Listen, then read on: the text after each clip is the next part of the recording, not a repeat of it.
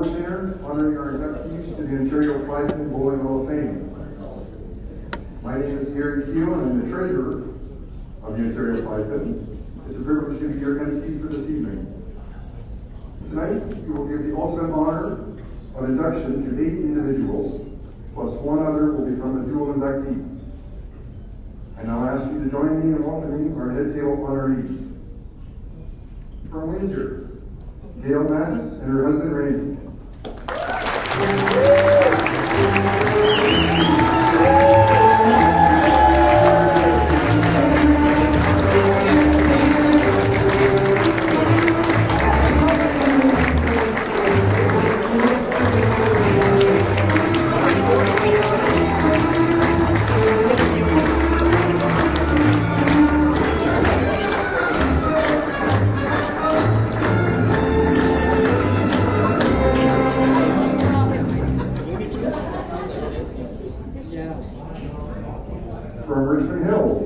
Cresswell and his wife Heather.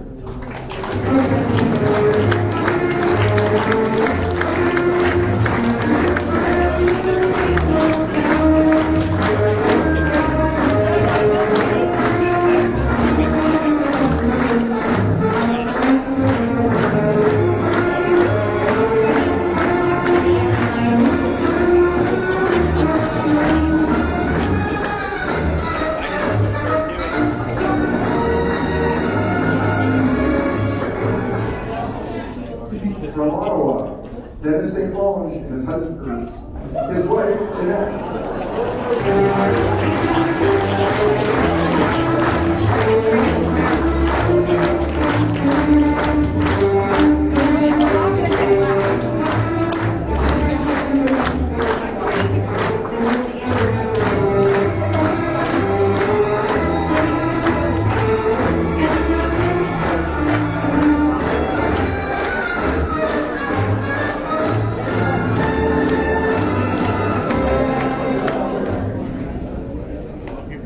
From Bowlinville, Linda MacLean and her husband Ian.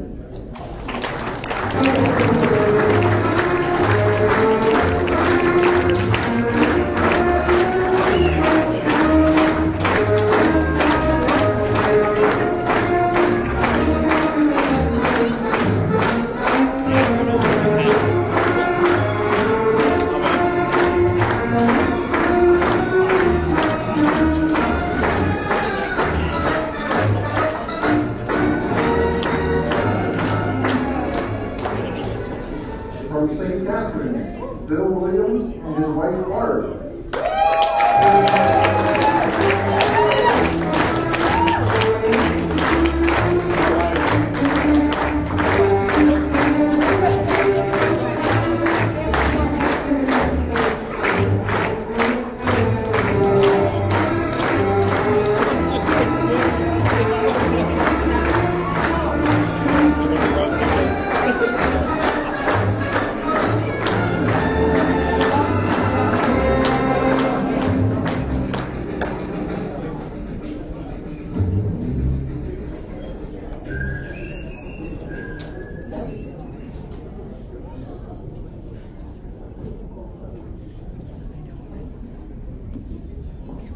From Milton, Elizabeth Nicoll and her guest Lindsay Laporte.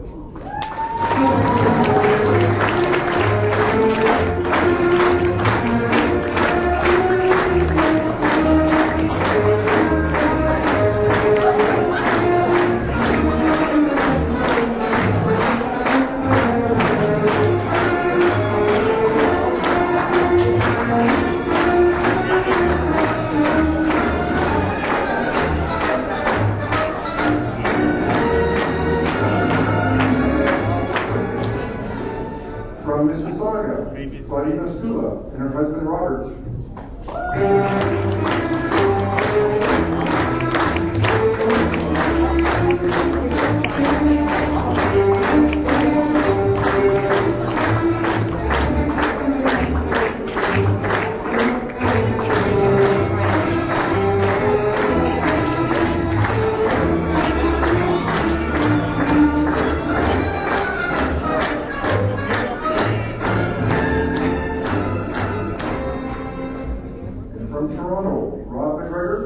guest, Neil Hornsby.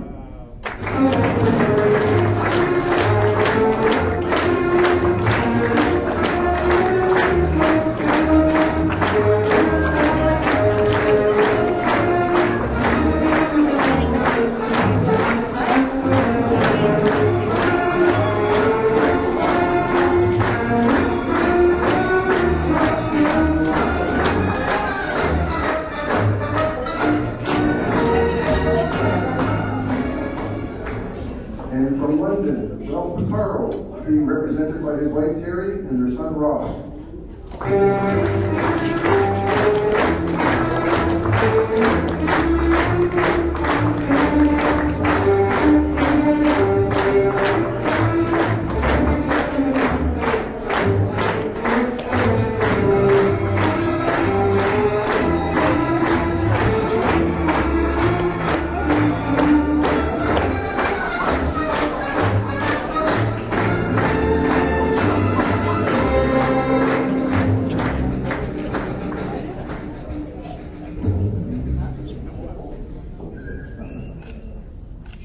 Ladies and gentlemen, our 2024 Hall of Fame inductees.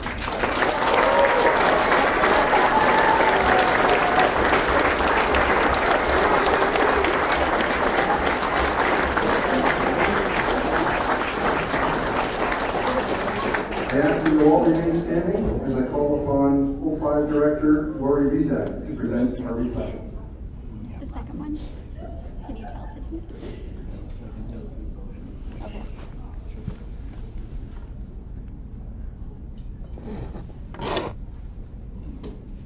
Channel 1. Nothing on channel 2.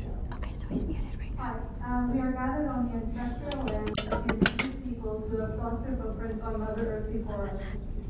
We respectfully acknowledge those who have walked on it and those who walk on it now, and the future generations who have yet to walk upon it. The Ontario 5-Pin Hall of Fame is being held in Hamilton, Ontario, which is situated upon the traditional territories of the Erie, the Neutral, the Huron-Wendat, and the Haudenosaunee, and Mississaugas. At this time, let's take a moment to be thankful to our friends and family gathered here today. Thank you to the people who have prepared our meals and those that will serve the food we are about to enjoy. Thank you very much.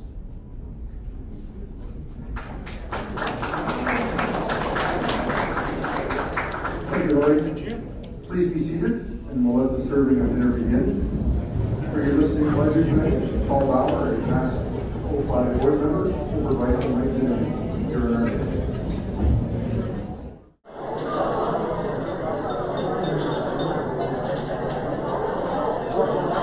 Ladies and gentlemen, can I have your attention, please?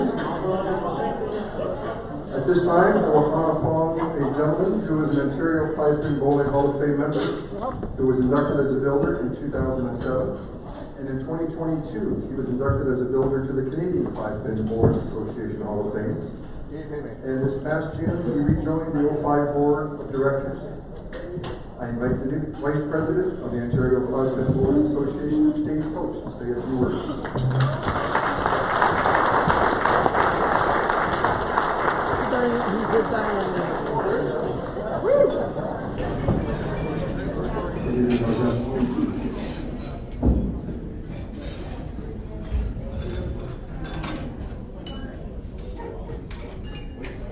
Good evening, ladies and gentlemen.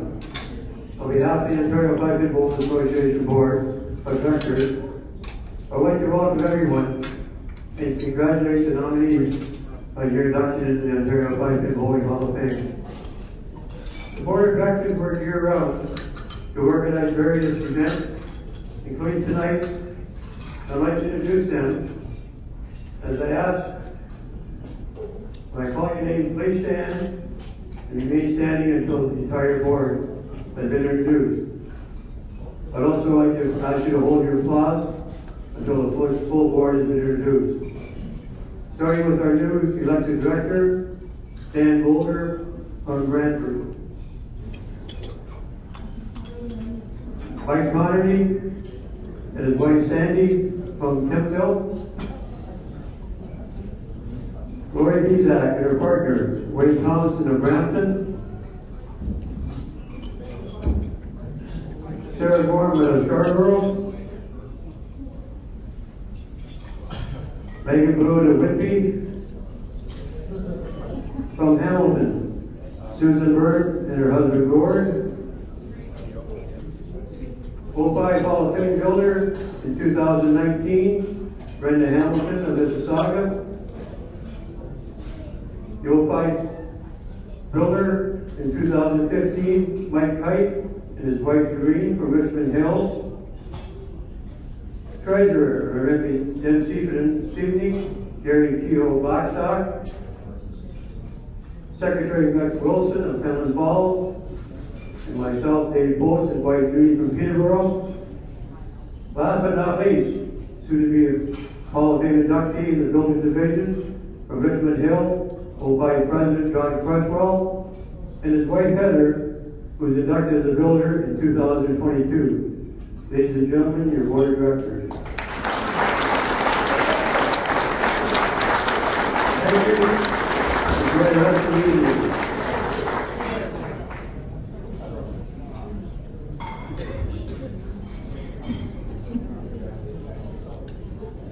Thank you, Dave. Along with the 05 TBAs, there are a few other organizations that join us in celebrating tonight's honorees. With us this evening from the Master Bowlers Association of Ontario is their tournament director, Jim Head. Please stand.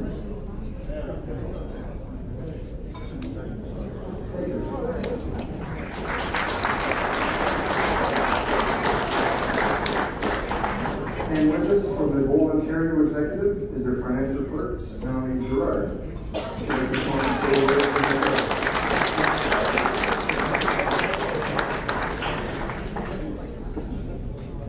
She's going to come and say a few words from the I press. did stand up, I'm sorry. Or you want me to talk?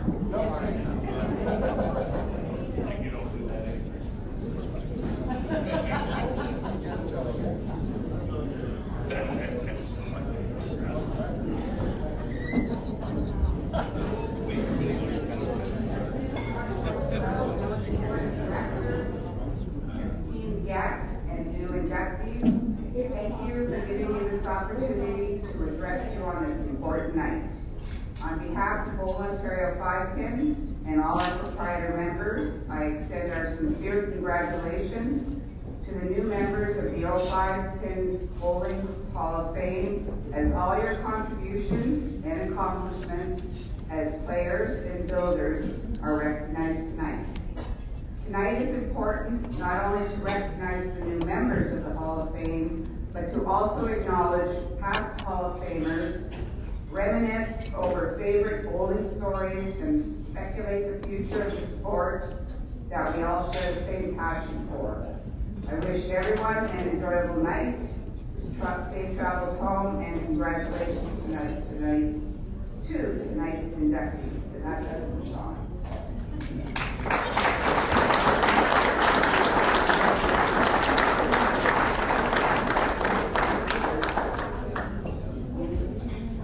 So the three organizations having been introduced completed, please enjoy your main course.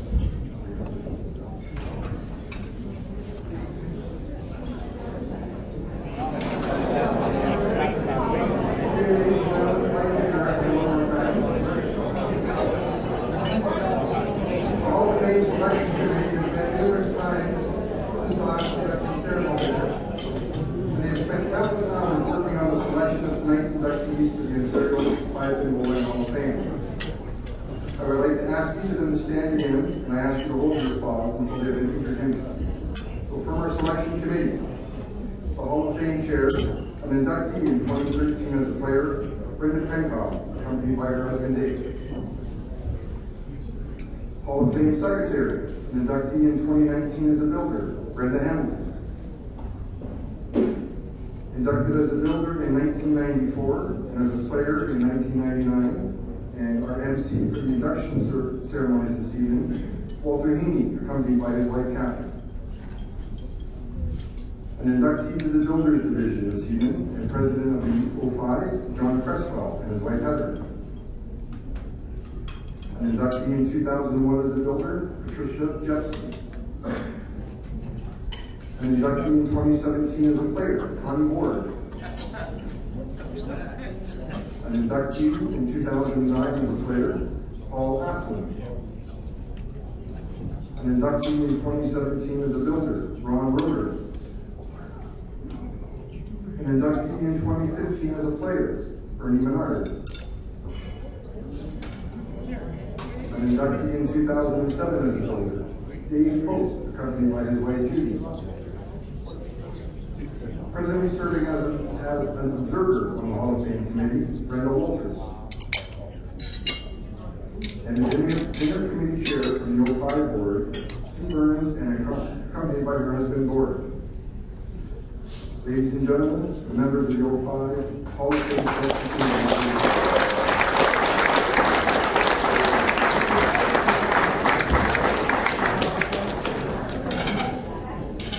This is the 43rd time that the five-pin bowling industry has taken the opportunity to honor its own. The individuals have built our sport to a high profile to enjoy today. Here this evening, we have numerous Hall of Fame members. I would like them to stand and be recognized with a round of applause after they are all introduced. Brenda Walters, player, 2022. Okay, I've got more than one person doing this. Cresswell, builder, 2022. John Conti is a player in 2019 and a builder in 2022. Jim Head is a player, 2019. Brenda Hamilton, builder, 2019. Connie Ward, player, 2017.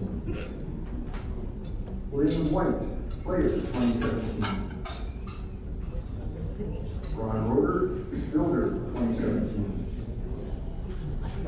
Sandy Lyons, player, 2015. Jeff Stevens, player, 2015. Mike Kite, builder, 2015. Terry Little, player, 2013. Brenda Petkoff, player, 2013. Claudina Sula is a player, 2011. Paul Askelman, player, 2009. Dave Post, builder, 2007.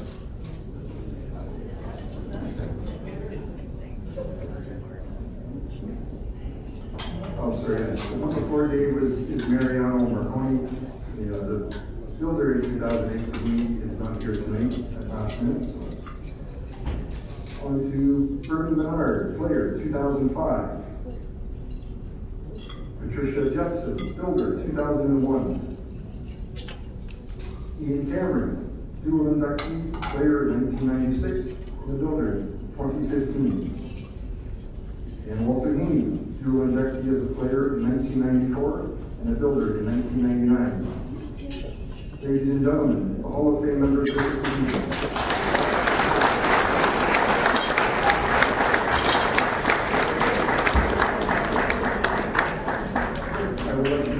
The rest of your dinner and the next one. The Hall of Fame process begins with nominations received from zone associations. Local associations such as Niagara Peninsula, Central Ontario, Hamilton, York Central, and just this past September, Grand River, all have developed formal induction ceremonies for recognizing individuals who have contributed to the association's success. These zone ceremonies serve the added attraction of assisting the provincial selection committee and the accumulation of information about potential provincial inductees. I'd like to offer my personal congratulations to each of this evening's honorees. And as guests here tonight, the inductees could be your mom, dad, brother, sister, aunt, or uncle, or casual acquaintance on the lanes. You may have been aware of some of their accomplishments, but do you really know the whole story behind their induction tonight? As you'll hear shortly, each inductee has had an exciting five-pin bowling career and a direct effect on our sport. Tonight's inductees have exhibited talent, drive, and commitment in pursuit of their goals. On behalf of the selection committee, we'd like to thank all our inductees, family, and friends who have supplied photographs and valuable information for tonight's ceremony. At this time, please join me With me, we remember the inductees who have passed away since our last ceremony in November of 2022. Russ Hertling was inducted to the Hall of Fame in 1996 as a player. His highest league average was .270. He qualified for the Ontario Open a total of 21 times, earning a trip to the National 3 times, finishing highest fourth, and was once named to the National All-Star team. He amassed 8 wins in the Masters and added 2 more in the senior division.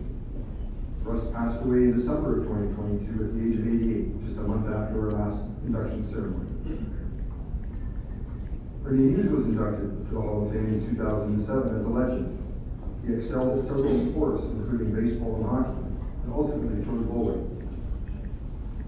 He won the North York singles titles in both 1952 and 57, to go with the league championships in 1954.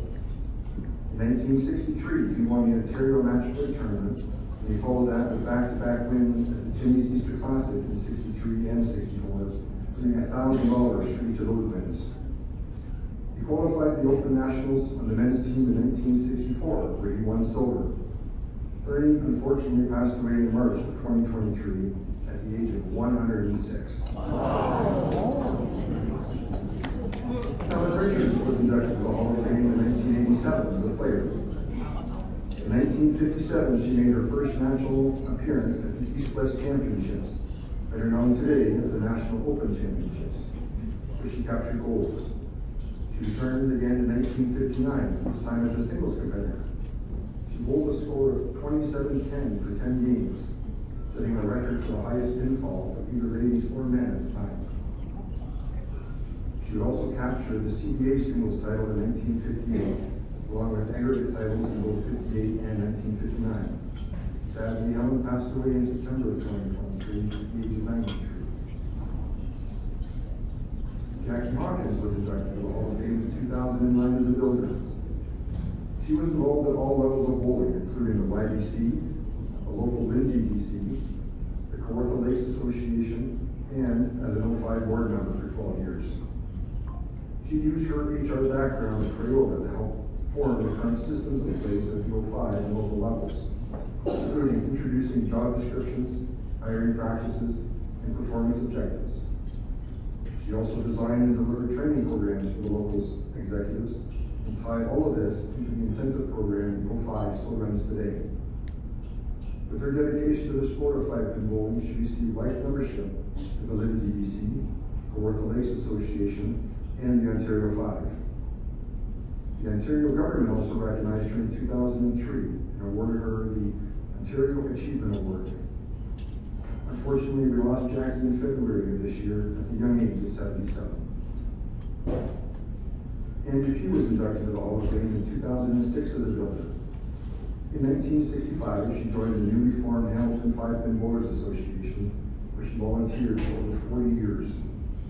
12 of those were as president, where she would receive Zone of the Year honors in 1987 and 1988 at the 05 Annual General Meeting. She also became involved with the local YBC in 1965 and remained with them until 1993, and received the first Provincial Coach of the Year award in 1980. She passed away in March of 2024 at the age of 87. Marge Summers was inducted to the Hall of Fame in 1989 as a player. She made 2 trips to the East-West Championships as a single competitor, medaling both times. First time was golden, the second time she averaged 260 and won silver. She partnered with Johnny Dix at the mixed doubles and set a record pinfalls at the time of 1943. Her personal bests were a 441 single and a 1081 triple. She amassed 3 victories in the Master Bowlers. Marge also appeared on the CBC television and won the ladies singles titles at the Sportsman Show. Marge would retire from competitive bowling in 1975. This April, Marge passed away at the age of 100. Thank you to all 6 of these Hall of Fame members, either players, builders, or legends, for all you have done for the 5-pin bowling. Your contributions to our sport will not be forgotten. A number of years ago, a gentleman stood before us and took us on a magical adventure to a place where all the great 5-pin bowlers reside. Those of us of the younger generation were finally able to put faces to the names we had heard so much about. Unfortunately, the recounting of this journey seems to get longer as we add more and more friends to the list of people that we are reuniting with, as witnessed by the 6 names I just read. At this time, I call upon Walter Heaney to present his 2024 version of his travels. Walter?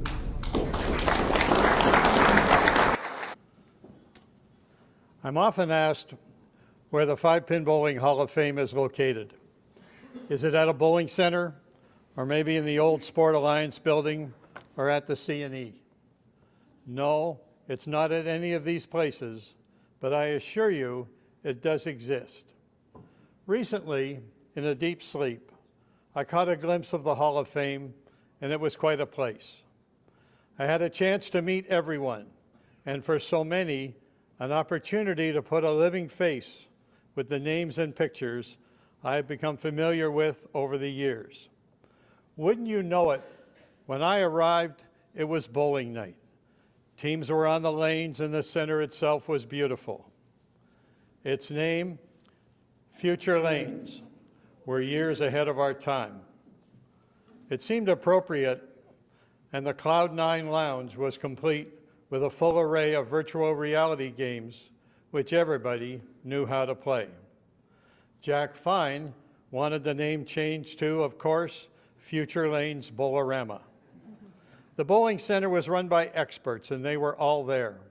John Martin, Wilf Barlow, Jim Beforth, Leon Hudecki, Ralph Crump, Bob Totsky, Jerry James, along with newcomers Ann Depew, and from Crayola, Jackie Hawkins, who had markers for everyone in heavenly colors.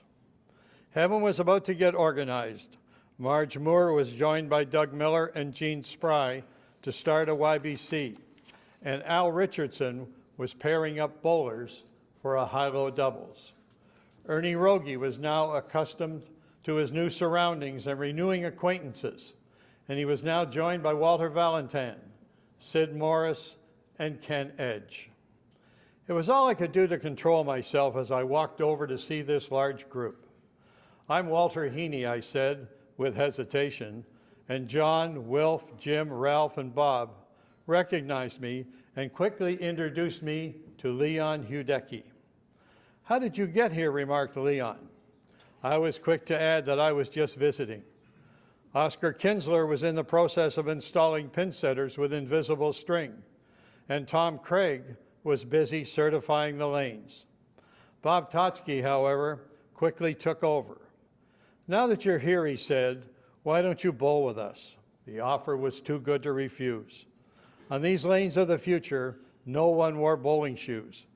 A simple touch on the foot and it was as smooth as any bowling shoe. You automatically stopped prior to the foul line as sensors slowed you down. The scoreboards were all computerized, and the digital scoreboards were manned by the best. Charlie Hill, Red McQuaker, Bill Graham, and Marge Bentley, old friends from CBA days, and from the current era, Arnold Whitley, Walter Knapp, Harold Stoddard, Ed Holland, Henry Fair, and Don Walker. Henry Pachulik was offering instruction, but with few takers. As well, newly arrived Riel Champagne was introducing French classes. "Personalized bowling balls? Been using them for years," said a voice I recognized as Mert Rowell of Hamilton. "And I hear they're very popular down there as well." Windsor's Don Gwindon was trying to run a fundraiser, but fundraising didn't seem to be an issue. As I looked around, bowlers were warming up everywhere. Hamilton had their own team, as Mert, Stan Battersby, Dick Brett, Ab Collingwood, Edna Rimmer, Lloyd Ormerod, Vera Ward, Bert Adams, Glad Lenz, and Cass Hollick played with great ease. Bert Adams could throw the ball faster than ever, and Shirley Bedell was now joined by Ev Wood, Fred Smith, Irene Whitley, Susan Davies, Pat Mahoney, Betty Jones, and Helen McCallum, a very potent Hamilton team. On some other lanes, Toronto area bowlers were just as active. Fraser Hambley was there, and I couldn't resist the opportunity to say hello. I told him that I missed our bowling conversations and our weekly golf games. He could only agree and said that he was making himself at home with his many friends from across Ontario. And he thanked me for his chapter in the new 5-pin bowling history book. I saw Corky Rumsen. I also saw the snowman Al Snow, Ernie Hughes, Russ Hercombe, Hugh Connolly, Charlie DeMellis, Rolly Glenfield, Eddie Hawks, Fred Hawley, Earl Jones, Ken Roy, Ron Gifford, Terry Noon, Lee McBay, Fred Petchulek, Nora Oakley, Mabel McDowell, Ma Morey, Doris Luke, Ollie Miller, Millie Evans, and my old instruction partner, Theda Procher. Holly Lead and Jimmy Holt were together. It was just like old times.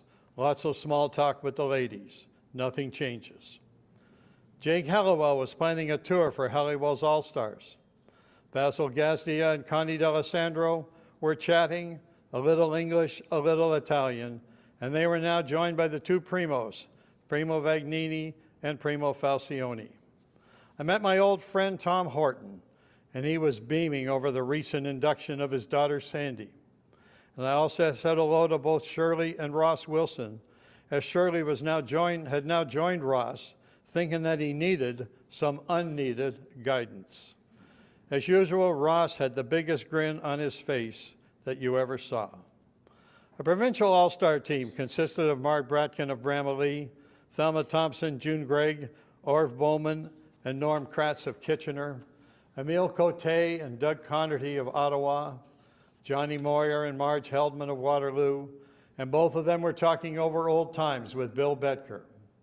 B. Ross Gatelko of Oshawa, Doris Stewart, Jerry Carlson, and Helen Richards of Scarborough, and Oshawa's Bob Gallagher were there, and Bob was ready to bowl doubles with his old friend Dick Adams of Whitby. I saw Marg Morrissey, and in her own way, she apologized for missing her own dinner. Dot Britton was there, and both Dot and Marg had lots to catch up on. Joe Chickey was as smooth as ever. Mickey Piker added to the strong Niagara group, along with Marge Summers. Bob Falconer was busy just organizing, and Verna Bryan added her bubbly personality to the Niagara group. John Scholes had arrived from British Columbia to assist. Just then, another familiar face caught my eye, none other than Percy Cutting. Better yet, Percy was not alone, as Flo was now beside him. He was beaming. "The Hall of Fame is a perfect place," said Percy.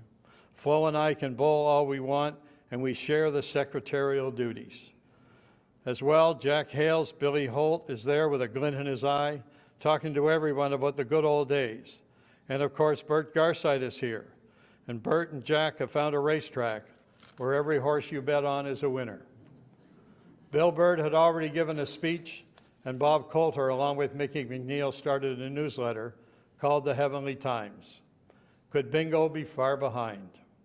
Before I could bowl, Percy wanted the latest news. I told him that yes, John Cresswell continues as president of the Ontario 5-Pin Bowlers Association, and it's now 14 years in a row, tying Jack Hales for the longest serving president, and also being inducted this evening as a builder. Brenda Pankoff is also doing a great job as she continues as the Hall of Fame chair. You could just see the gleam in Percy's eye, and you knew he enjoyed the news. Just as I was about to bowl my first ball, Percy grabbed me by the arm and held me back. A silence came over the lanes as the Legends team arrived. Tommy Ryan led the way, but he was closely followed by Tony Vitus, Brock Bailey, Marion Dibble, George Corbridge, Jimmy Morris, Frank Smith, Al Gard, and Vera Inglis, his friends from the early days of bowling. "Did you ever meet Tommy?" asked Percy. "No," I replied. "Well, tonight's the night," he said, as we glided across the lanes to where Tommy and his friends were situated. "Tommy, I want you to meet Walter Heaney," said Percy. "No," he continued, "he hasn't arrived here yet. He appears to just have a special pass." Quickly, I tried to pull my thoughts together, as Tommy noted. Our sport has lasted over 100 years. We have lots to celebrate, including a stamp which was created for five-pin bowling's 100th birthday. Thanks to everyone for their current efforts to rebuild our sport. Somehow the conversation seemed to end as Tommy rolled out the first ball for the evening's activity. And just like that, I woke up. The Five-Pin Bowling Hall of Fame, it exists. I've seen it. Yes, I've even been there. Thank you.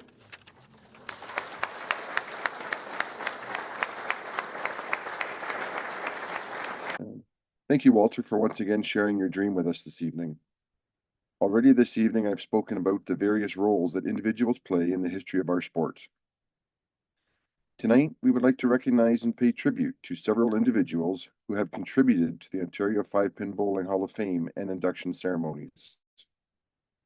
The first is Shirley Holt, who, as a volunteer in 1967, convinced then Managing Director Bert Garside and the OBC Board of Directors to embark on this program.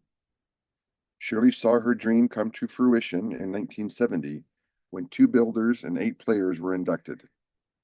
Shirley developed the criteria, nomination forms, and assisted in the selection of inductees. Sadly, Shirley passed away in December of 2021 at the age of 88. Perhaps Shirley's success was too tough an act to follow, because the process fell dormant until 1973. Building on an idea of proprietor Jack Fine, the OFPBA partnered with both the Bowling Proprietors and Master Bowlers Associations of Ontario to conduct 13 dinners recognizing builders of the bowling industry. Then, in 1986, the Hall of Fame concept, with approval and cooperation of the Bowling Proprietors, was revitalized and reintroduced by the O5PBA's Eric Whitaker and Riel Champagne. Since that time, there have only been 6 chairs for the Hall of Fame committee. The first was O5 PBA President Tom Cowan from 1987 to 1993, followed by O5 PBA President Jennifer Gay in 1994, and then Ernie Rogie from 1995 to 2007. He was followed by Walter Valentin from 2007 to 2013, then Fraser Hambley from 2013 to 2018, which brings us to our current chair, Brenda Pankoff. Each one has brought their unique skill set to the position to make the committee what it is today. On behalf of the Board of Directors, office staff, and members of the O5 PBA, thank you for your time and dedication. The Hall of Fame consists of 3 categories: player, builder, and legend. Through our Legends category, we continue to recognize those individuals from an earlier era of our sport.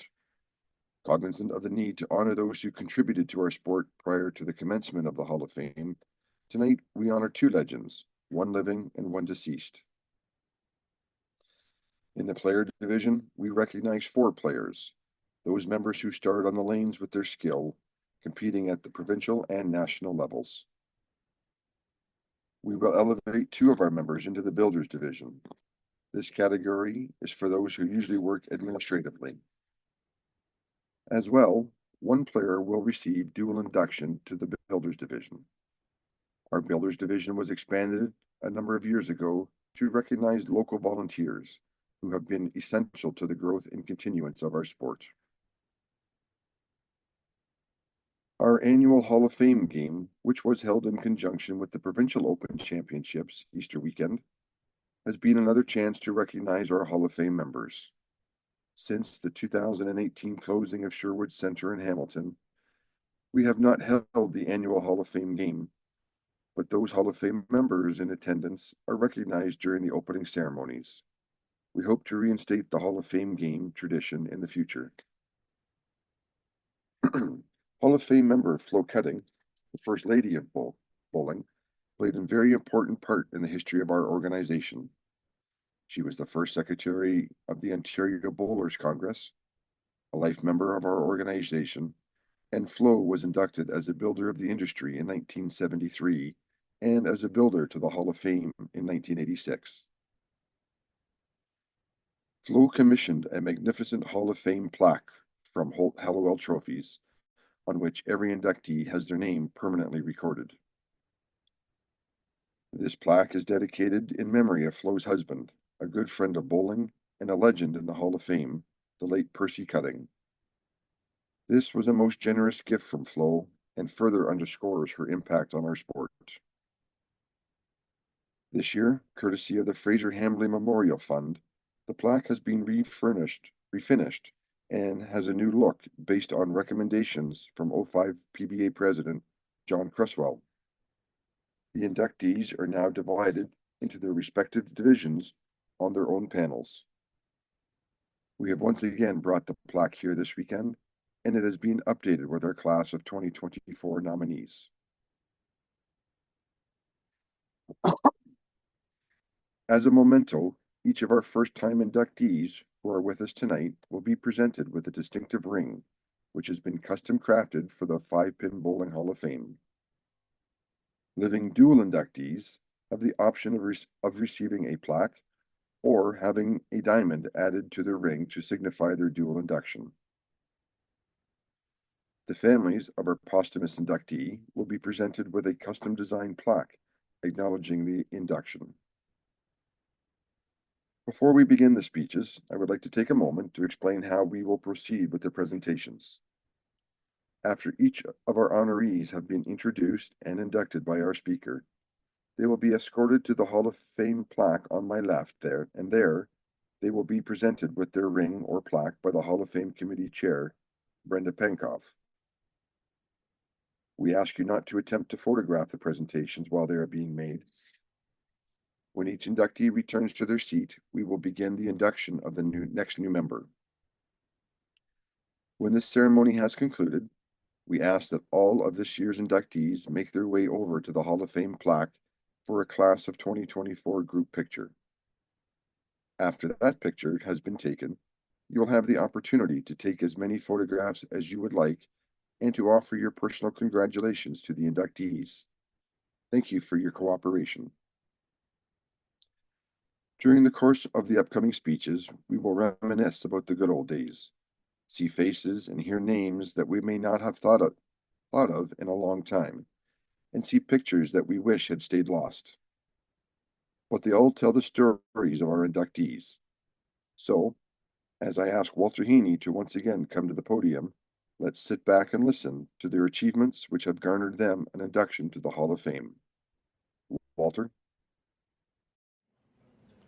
Tonight, Claudina Sula becomes the 20th dual inductee in the history of our sport. Her recognition as a bowler was highlighted by participation in 18 provincial opens, beginning with this team in 1978.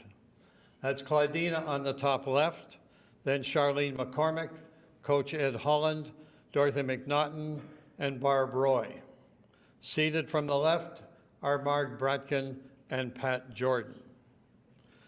In 1989, Claudina and Mike Wood won the Ontario singles titles and represented Ontario at the Nationals in Red Deer, Alberta.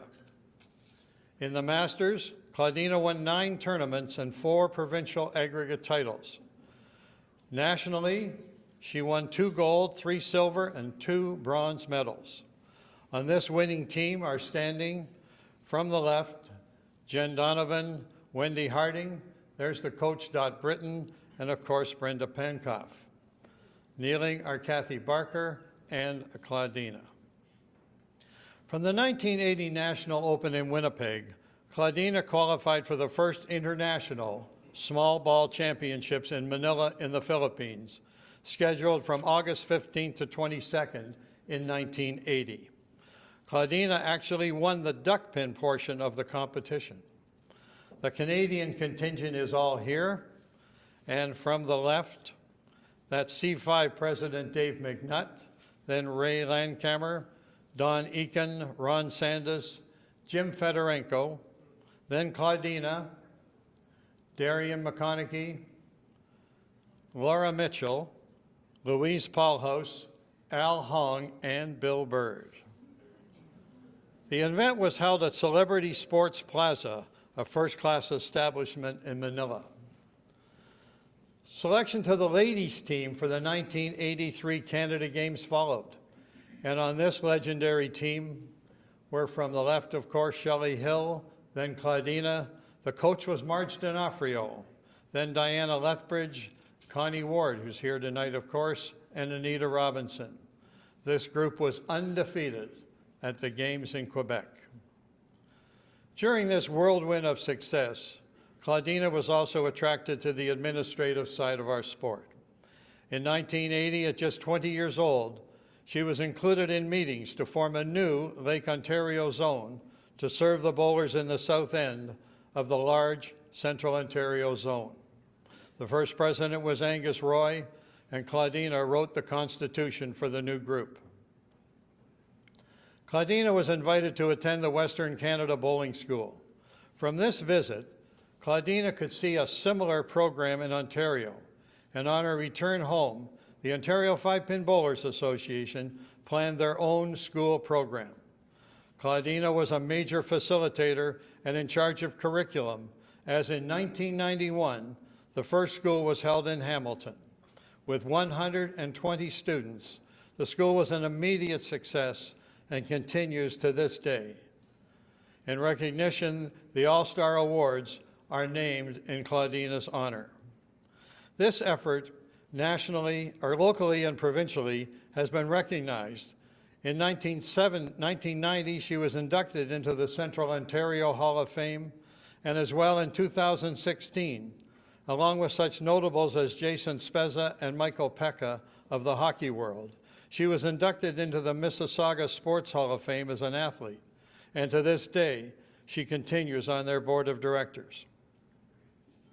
Claudina has enjoyed an outstanding career, good enough to deserve her own trading card. Only 2 bowlers receive this honor.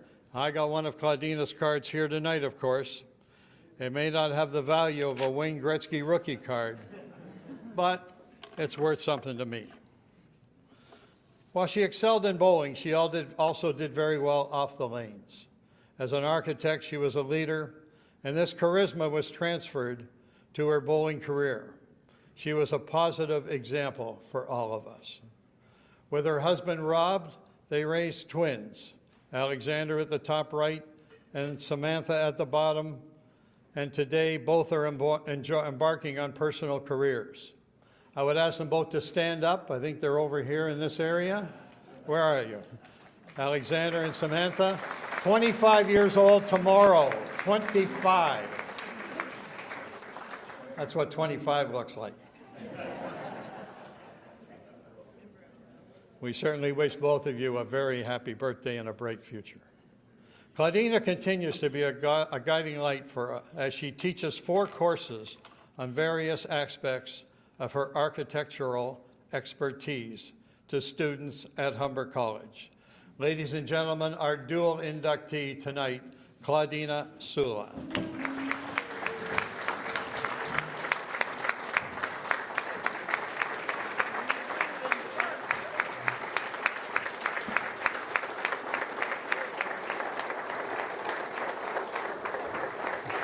My suspenders keep falling down. Huh? My suspenders keep falling down.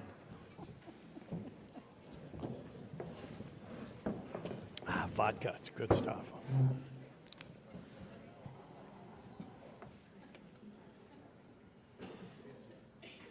Hancock got a good deal.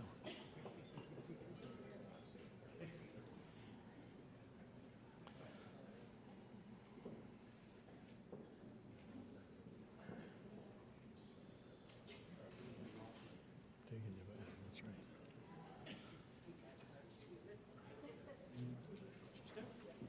Way to go.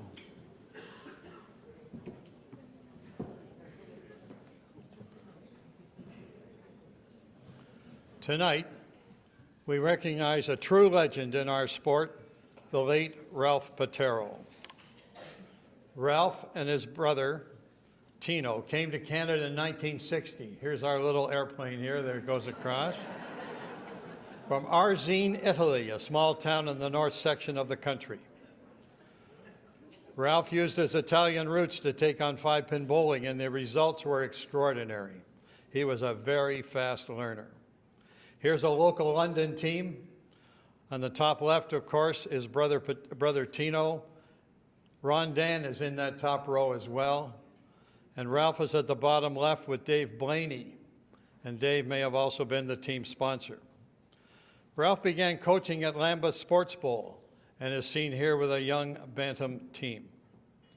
Ralph joined the Master Bowlers Association and won 4 events. While Ralph is here with his Master Junior partners, he did win the 1966 Master Bantam team event with Shirley Bedell on the ladies' side. He won the 1968 Master Bantam singles, and this time his female counterpart was Ev Wood. He also won the 1970 double knockout with Ann Allen on the ladies' side, and in 1973 his double knockout win and his female partner was, or counterpart was Mary Kazan. In 580 games in the Masters, Ralph averaged a very nice 252. In the Provincial Open, Ralph was equally dominant. From 1967 to 1986, Ralph qualified for 17 years, with 14 as the singles rep and on 2 mixed teams, and he also coached twice. Here's the 1968 team. From the left, Jackie Wilson, then Ken and Bob Rohr. The coach in the middle with the hat, of course, is Frank Talbot. Then Larry Luscombe. Next to Larry is a fellow named Norm, and then Ralph on the end. Ralph coached this mixed team in 1972. Standing from the left is Murray Potterbury, Frank Telfer, Maureen Webb, Pete Woodhouse, and Pete Wyman. Seated on the left are Ann Byron, the coach Ralph, and Jenny Chappell. Here's the 1981 men's team.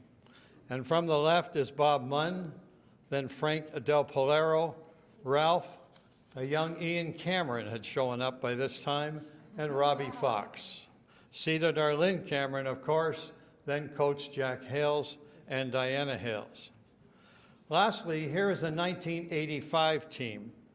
From the top left is Dan Thomas, then Jim Dixon. The scorer was Jerry Beaumont, Ian again, and Ernie Valentini.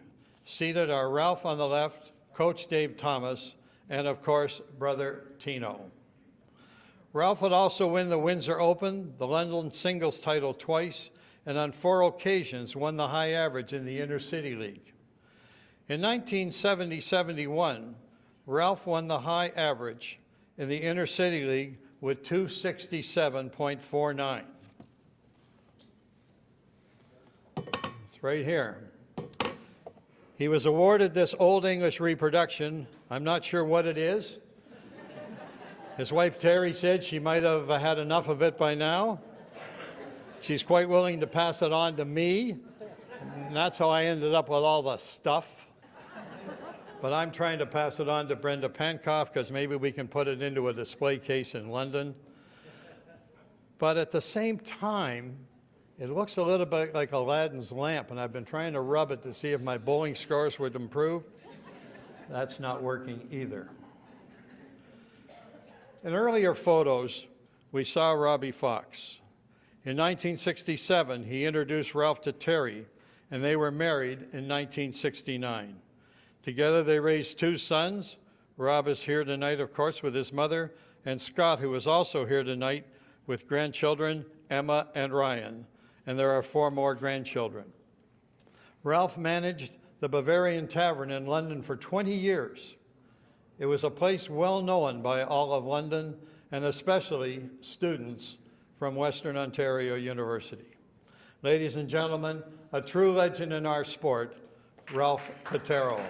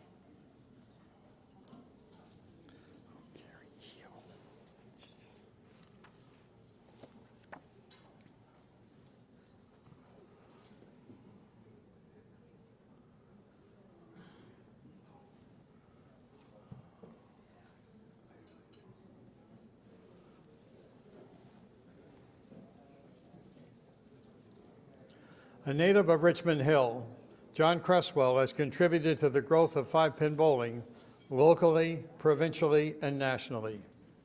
John began in the Youth Bowling Council, introduced to bowling by his father Jim, who is here tonight.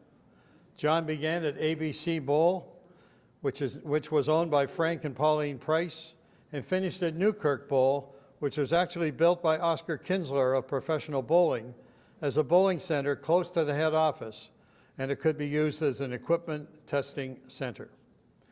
In the adult ranks, John enjoyed bowling, but could also see that the administrative side of the sport was more to his liking. In 1986, Owen Moreau was president of the local York Simcoe zone, and he asked John to join the board, and John was an eager volunteer. Following his experience in several roles, John was elected president in 1995, and in that same year, led the zone to top provincial honors. From the top left here, we see Marla Rogers, Rose Romeo, Corinne MacLean, Doreen Kite, Jim Glanfield, and Sid Morris. Seated from the left is Mike Kite, Heather, and then John, Loretta Wright, and Owen Moreau. Which leads us to John's wife, Heather. John joined the Master Bowlers Association in 1987, and one reason was to not only coach, but more importantly, he told me, was to spend more time with Heather, the lady in his life. And they were married in 1987. In the Masters, John represented ABC Bowl. And from the left in the back, that's John, of course. Then Bernice Helmick, Len Attridge, Ernie Wolfries, and Mike Kite. In the front are Heather, Doreen Kite, Betty McWhirter, Betty Wolfries, Gail, and Gail Bartlett. John stayed with the Masters for 5 years, and with his coaching certification, coached 6 open teams, 4 men and 2 mixed teams. Here's a 1992 mixed team. The top left is the scorer, Don Chase, then Brian Stiver, Darrell Osborne, Joanne Banks, Frank DeLello, and Bobby Baggs. Seated are Michelle Swan, Coach John, and Mary Lou Parker. Here's a 1993 men's team. From the top left, Jeff Stevens, Mike Rancourt, scorer Rose Romeo, Darrell Osborne, and Sean Morris. Seated are Russ Hercombe, Coach John, and Tom Bryden. John was now fully committed to the York Simcoe zone, and in 2002, they were again recognized as Zone of the Year. At the top left is Matt Crane, then Heather, Margaret French, Sid Morris, and Andrew Crump. Seated are Jimmy Glanfield, Corinne MacLean, John, and Doreen and Mike Kite. 2002 was John's last year as zone president, and he turned the reins over to his wife, Heather. She was a delight as she promptly led the zone to a repeat win as Zone of the Year. Here's the top left is Merle Sibbert, then Gary Kehoe, our MC here tonight, of course, then Pete Macklem, Mike Kite, presenter Dave Post, and John. Seated are Kim Kehoe, Sid Morris, President Heather, Corinne Macklem, and Margaret French. In 1996, John was elected to the provincial board and saw a whole new opportunity to contribute in several provincial roles. From the average book to the Constitution to information technology, John was elected as Ontario president in 2011. This excellence in information technology began much earlier, as John took an electronics course and was employed by Misco Data. And in 1987, this company was purchased by the expanding Apple Computer Corporation. However, some 1996 layoffs led John and 4 partners to open TRG, standing for Technical Response Group, and housed in a store in Aurora. Today, John is the sole owner of the company. Through TRG, John has become one of bowling's biggest sponsors. As well, he enjoys the entertainment side of banquets, and especially the YBC. Here is an untrained group of ballerinas that included presidents and some parents and some YBC volunteers. From the left is Gary Ego, John, along with Alan Stepka, Gary Kehoe, Mike Kite, and Frank Romero. At convention, in a year at Cleveland's house, the AGM also leads to entertaining. And during the annual pool party, John leads a group of qualified so-called prisoners in a chain gang skit. Behind John are Jennifer Gay, then Owen Moreau, and Don Breathauer. Also at convention, here is John with a Kawartha Lakes and Ontario Durham pool party. From the left is Marilyn Ben Belwa, John and Heather, Jackie Hawkins and Mike Wilson, Judy and Dave Post, Nicoll, Paul and Jennifer Gay, Diane Doucette and Paul Brown, and on the end, Ian MacLean. John's presidential role is widespread. For several years, he has directed the inclusion of five-pin bowling in the Ontario Winter Games. This group are in Collingwood, and from the left is Real Champagne, Al Hong, Harold Stoddard, and John. At Nationals, John is the team manager, and here is an Ontario group from 2013. John is at the extreme left with many familiar faces. The singles were Matt Innes and Sandy Horton, and the ladies and mixed teams came from Middlesex Elgin, and the men's team, of course, from Kawartha Lakes. But there is more. As president, you participate in your own golf tournament, even though you only golf once a year. You dress up for your 05 Board of Directors picture. From the left is Mickey McNeil, then Harold Stoddard, Mike Kite, Real Champagne, and Brenda Hamilton. Seated from the left are Mike Wilson, John, Dave Post, and Terry Farrell. You get your picture taken with your wife about 100 times, and you may have regretted the last one you'll see here.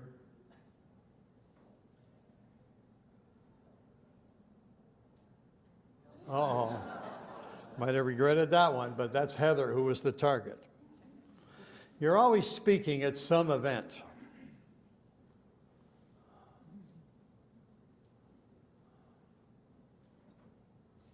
Always something to say.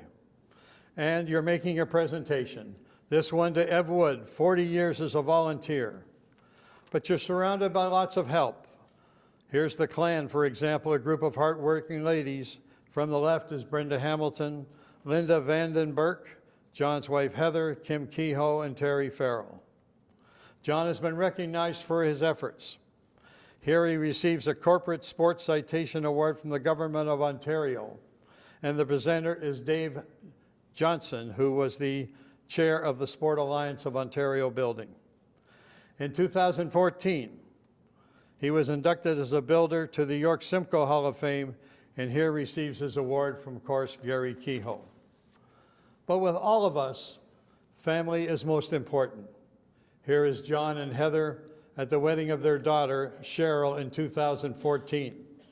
From the left is a youngest son, J.M., then Shane Fortier, a guest of Sister Margot, groom Louis Mirabella, and Cheryl, then Heather, John, John's dad, Jim, and of course, a son, A.J.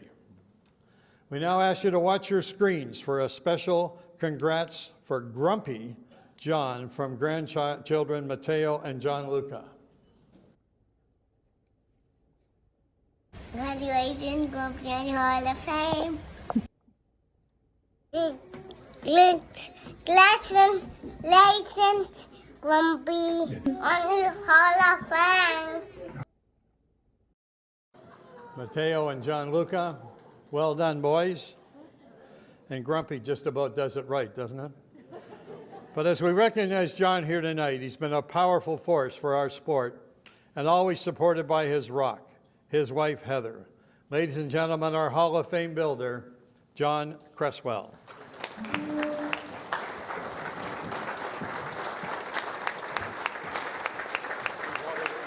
Good stuff.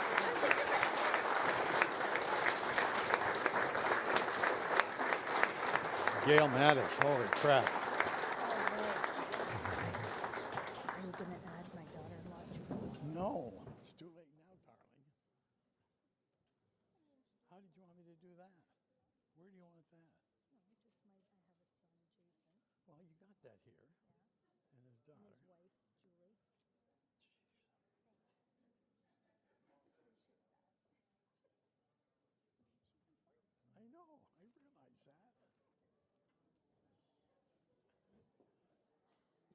That's the fun of doing this.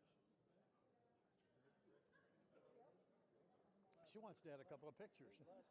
Jeez. Thank God.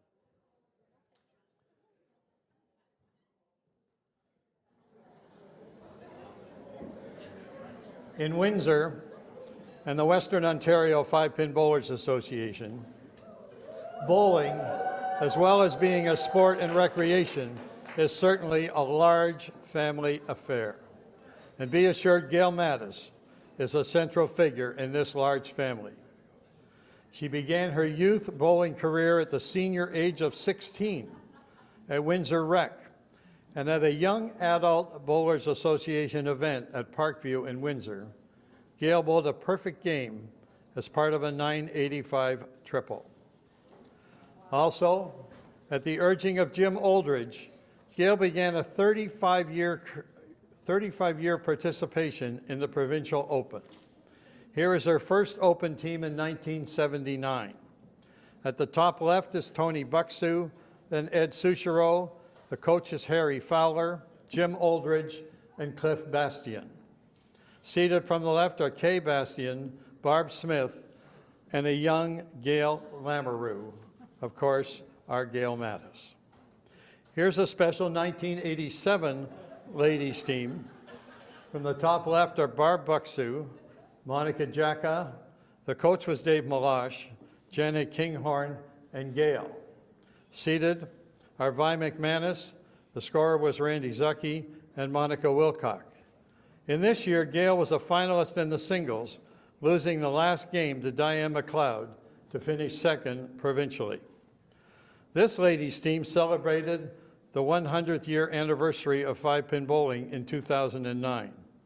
The top left is Patty Durkins, Gail, Jen McNevin, and Mandy Pickering. Seated are Erica Bordelin, Coach Lucy Theoret, and Caitlin Menard. Gail was the singles rep on 15 occasions, and here is her perennial partner, Terry Little. Gail continued her strong open participation as she switched to the senior division in 2012. This move produced a provincial championship team.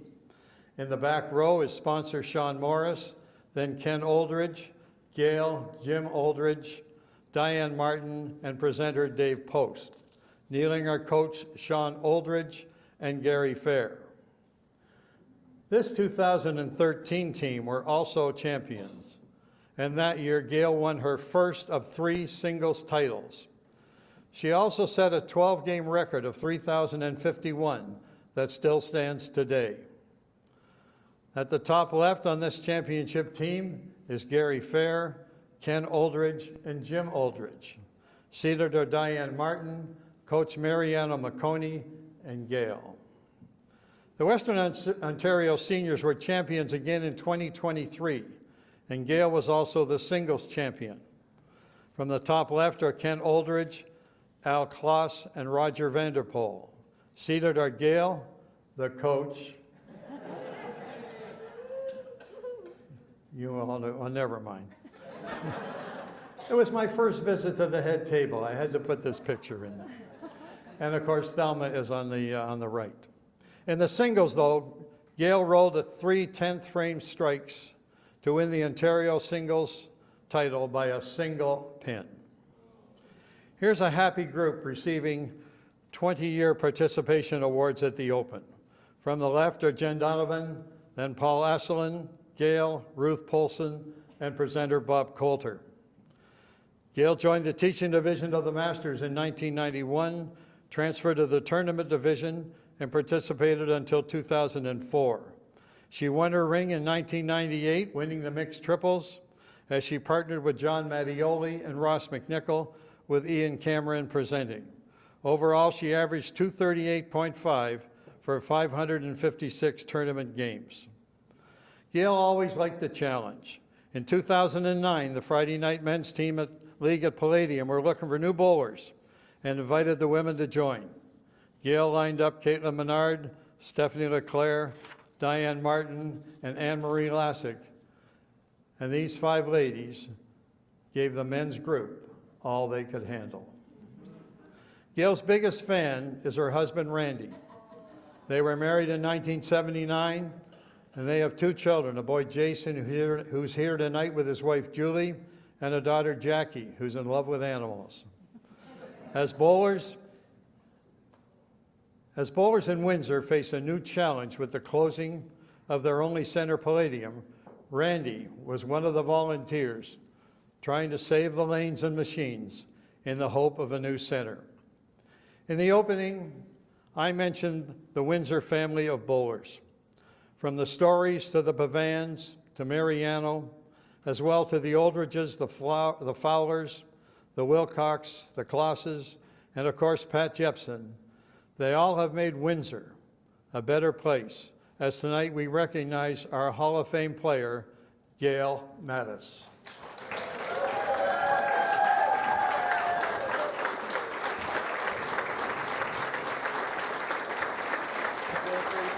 Way to go. Can't be nervous anymore. Yeah. Can't be nervous anymore. Heck, we've done it all. No, it's done. No, you all right? Walk you down. Oh, geez, what are you doing? No, you're fine. No, just, no, we're good, Pat. Whoa, don't fall, jeez. God love me.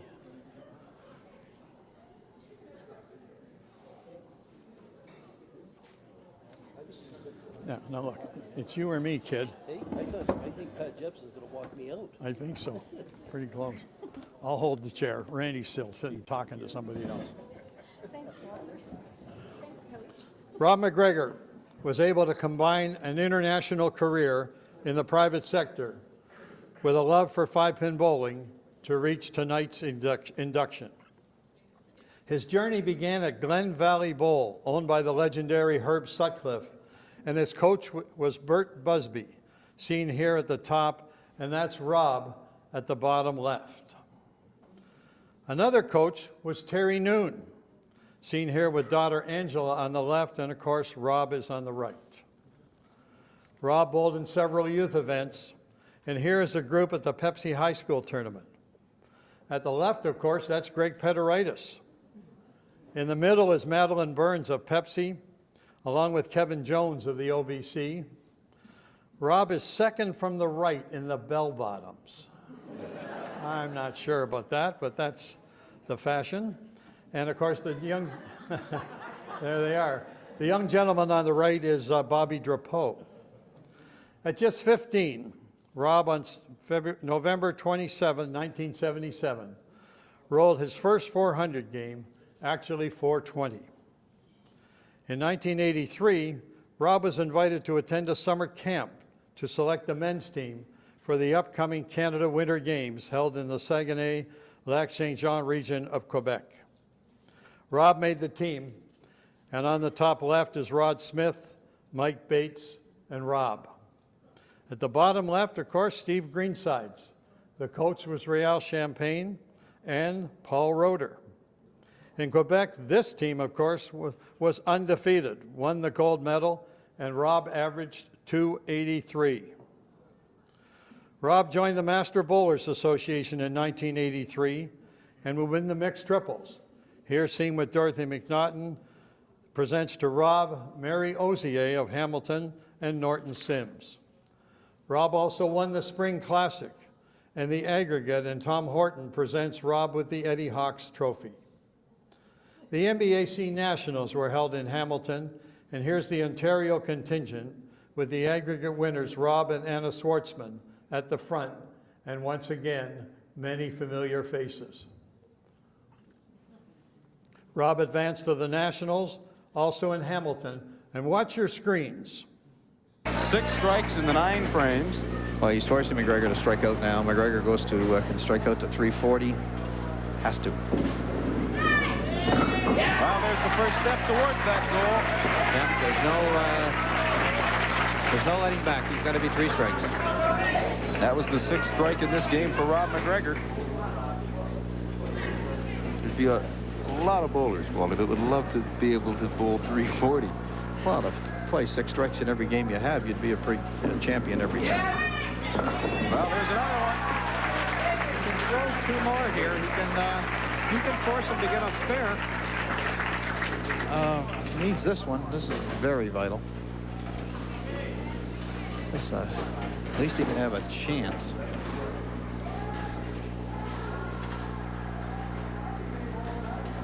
Working on 7 strikes. Will this be 8? Yes.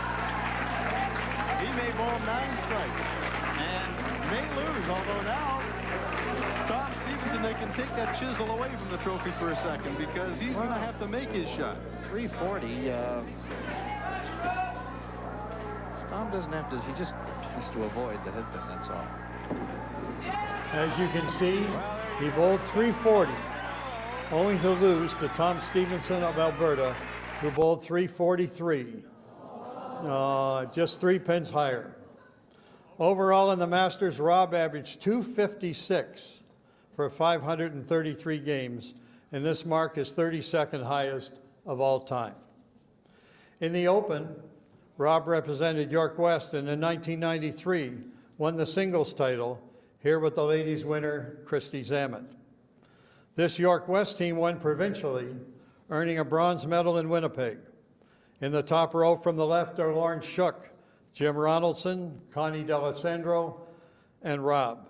Seated are Ron Coombs, the coach was Wayne Finley, and then Jordan Craner. Rob would win the Bowler Emma match play in 1985, the Survival Tournament in Hamilton, and in 1993 receives the high average trophy from the league president Fraser Hambley with a 263 mark in the Toronto City Major League. Despite this success, and here's our little plane again, watch this guy. There we go. Rob chose to develop his career in interior design, ultimately moving to the Cayman Islands. For 6 years, he made important contacts in the design industry, did 500 ocean dives, and became a master scuba instructor. But Rob missed the Open. As you can imagine, 5-pin bowling does not work on sand. That's a coconut beside the bowling pin. And of course, the left picture is Rob trying to deliver that coconut. Believe it or not, Rob missed Canada and the bowling scene. He has returned and is back in the Open. Here's the 2023 Toronto men's team. From the top left is Tim Pratt, Zachary Wells, Rob, Sean Coombs. From the bottom left is Jim Mills. The coaches Debbie Hull and Jeremy Coombs. Ron returned with this Toronto team in 2024. From the left is Coach Elaine Friede, Paul St. Pierre, Steve Zimmerman, Jeremy Coombs, Zachary Wells, and Rob. In both of the above years, Rob was the singles rep for the Toronto zone. Well, the above accomplishments place Rob on the top 90 list at number 77. He has a few more events to challenge his ability and desire. Ladies and gentlemen, our Hall of Fame player, Rob McGregor.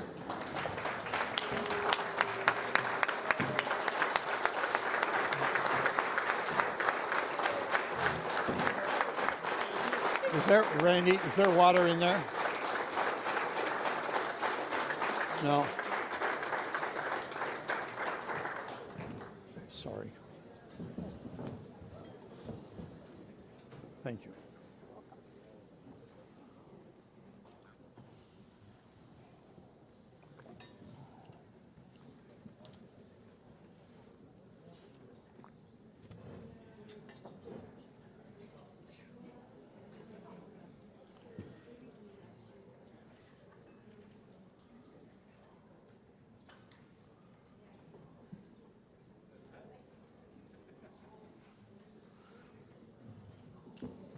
Well done.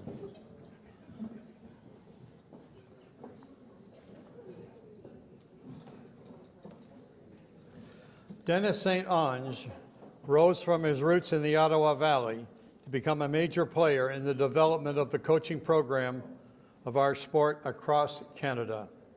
Beginning at Aladdin Lanes in Ottawa, Denis is seen here with his son Charles, who's a little older today, who is an avid young bowler, and of course, backers of their favorite hockey team, the Ottawa Senators, and those Senators might look a little better this year.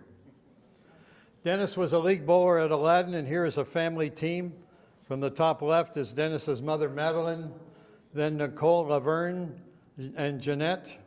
At the bottom left is Alan Butterick, brother Roman St-Onge, and of course, a young Denis. Boy, lots of hair. By 1980, Denis had become totally involved in the adult ranks with both the Open and the Masters. On this Open team, Denis was the scorekeeper.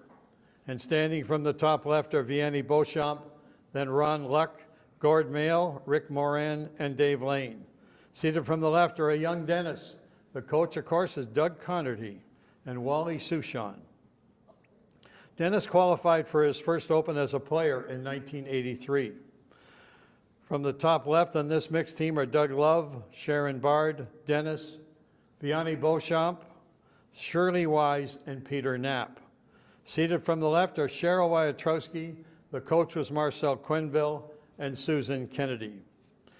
Denis coached for the first time the following year. And from the left is Heather Mitchell, Doug Connerty, Cap Foster, big tall John Jarvis, Peter Knapp, and the scorer was Frida McCullough. Seated are Jeanette, Coach Denis, and Cheryl Wyatrowski. By this time, Denis was fully involved in five-pin bowling and married life.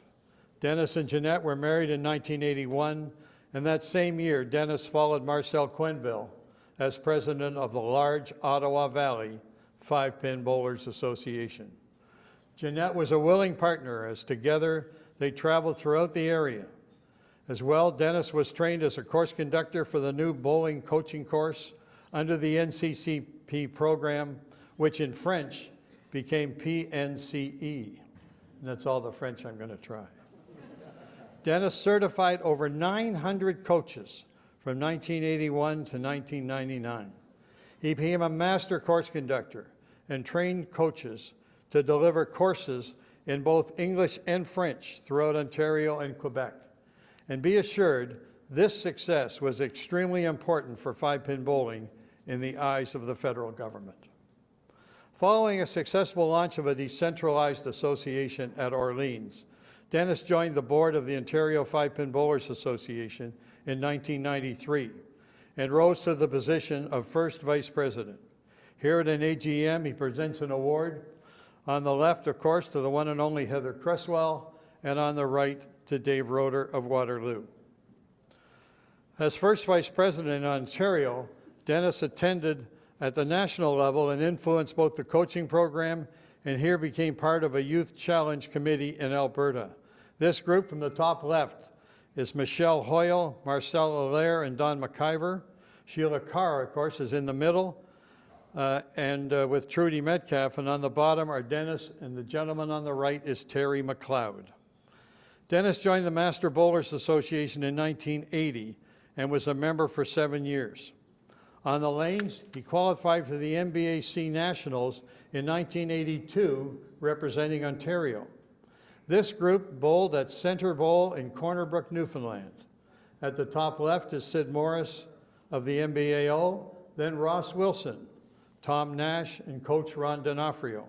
Seated are Denis, Jim McFarlane, and Larry Judge. This was the first time for the MBAO to visit the East Coast. In the workforce, Denis joined OC Transpo in 1987 and was flagged for leadership. And this move forced Denis to abandon his bowling involvement in 2001. He would ultimately retire from the workforce in 2018. Be assured, Denis and Jeanette were a great team, together now for more than 40 years. They raised 2 children, a daughter Danielle and a son Charles, and there are 3 grandchildren. Here's a family photo. From the top left is grandson Alexandre, daughter Danielle, Denis, Jeanette, and a daughter-in-law, Denis. In the front are granddaughter Madeline, son-in-law Mike, grandson Noah, and their son Charles. In this family photo are sister Christine, Denis, sisters Jeanette and Manel, and at the bottom are his parents, a father Roman, his mother Madeline, and in the middle, a sister France.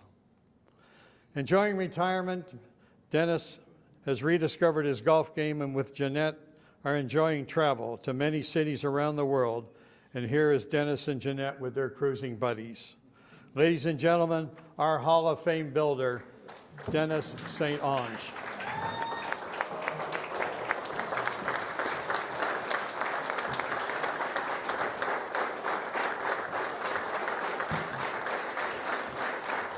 Keep forgetting that guy's name.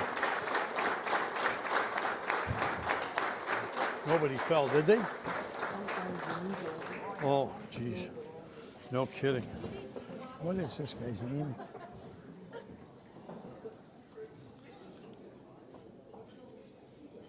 Gary Kehoe, jeez.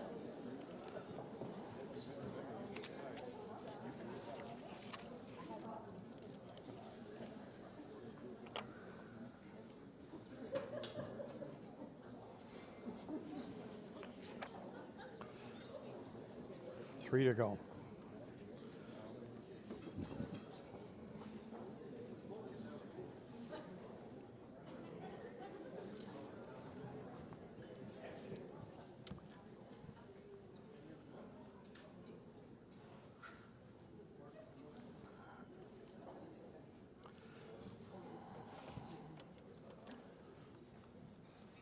Well done. Yeah. Thanks, buddy. Way to go. This isn't going too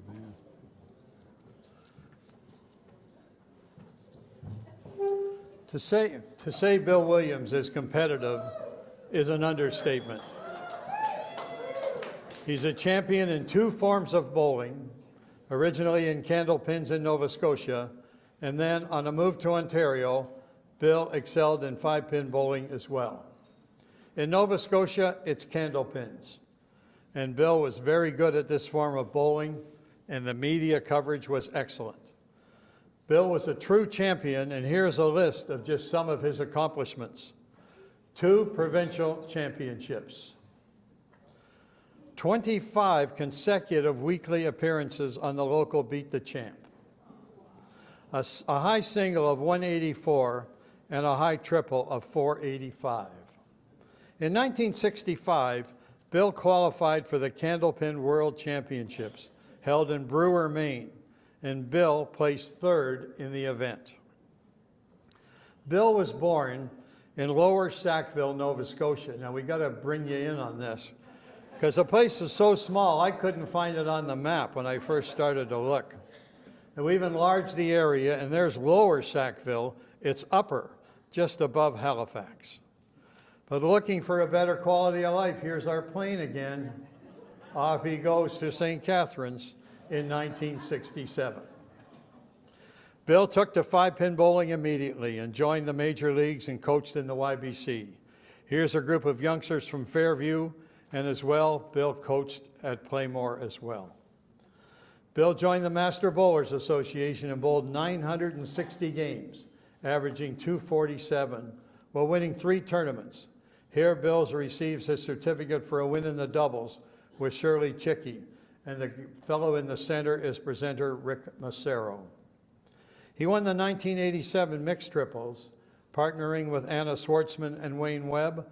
The Hiram Walker sponsors are here. That's Lou Matina on the left and Leslie Jane Patterson on the right. And Bill would add the 1988 Rose Festival, and the winner that year, of course, was Brenda Penkoff. In 1993, Bill won the pins over average section of a Masters senior event held at Bolorama West. And for added excitement, Bill just bowled a perfect game at the event as well. Naturally, he was a big supporter of Special Olympics, and he bowled in our annual event on several occasions. In the Open, he called for 7 Opens. And here's a 1983 Open team that was very special. At the top left are Don Betts, John Worrell, Paul Asselin, and John Scholes.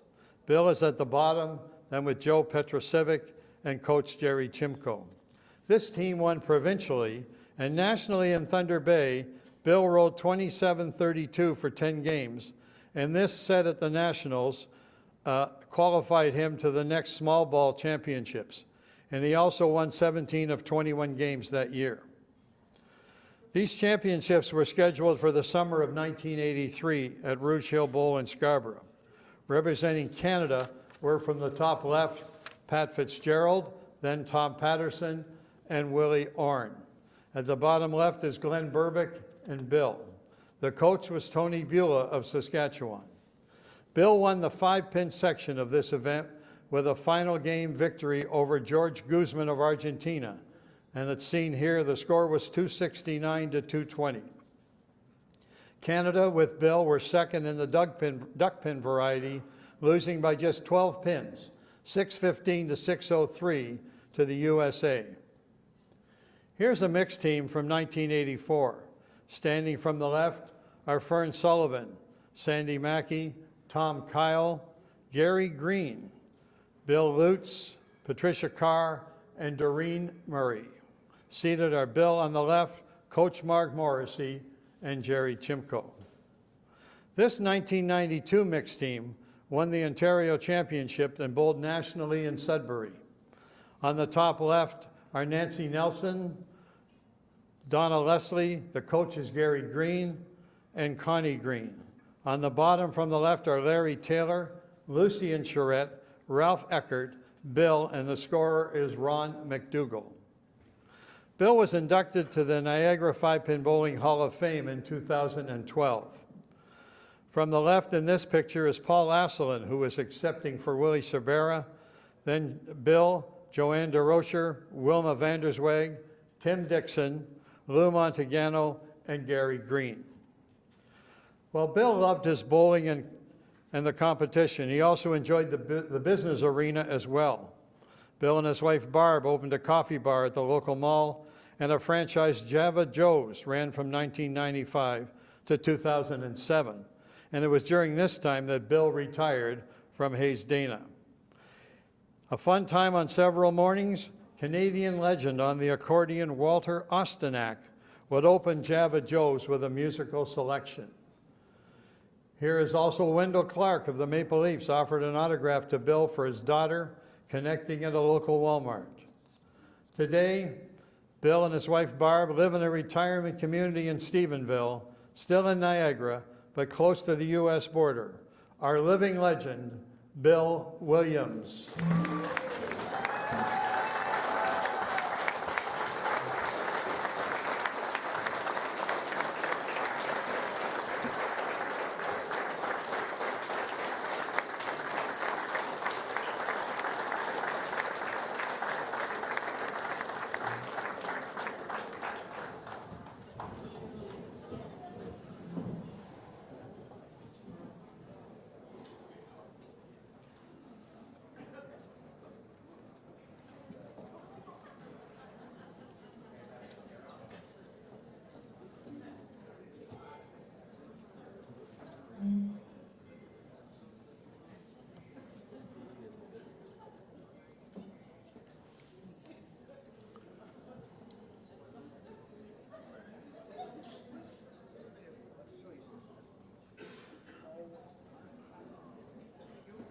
Here, Paul, you got it?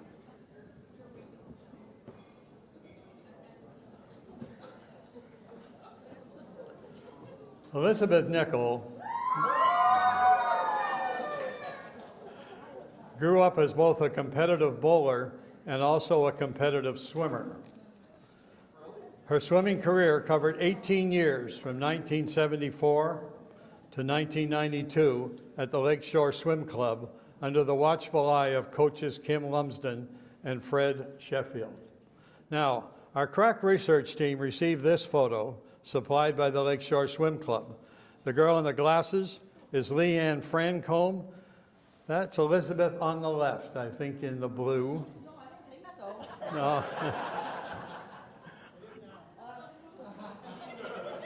No. We're going with that regardless.